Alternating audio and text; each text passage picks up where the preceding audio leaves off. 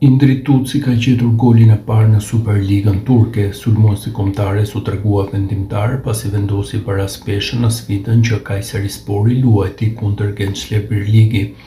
Vendasit e Gençlerbirligit ishin mbetur me 9 lojtar. Sulmet e Kayserisporit u shtuan kështu, ndërsa goli i Tutsit me kokë u regjistrua në minutën e 91. Sulmuesi shqiptar është huazuar nga Sparta e Pragës në Çeki. Në sfidën e djeshme u aktivizua në minutën e 60 dhe shënoi golin e barazimit 1-1.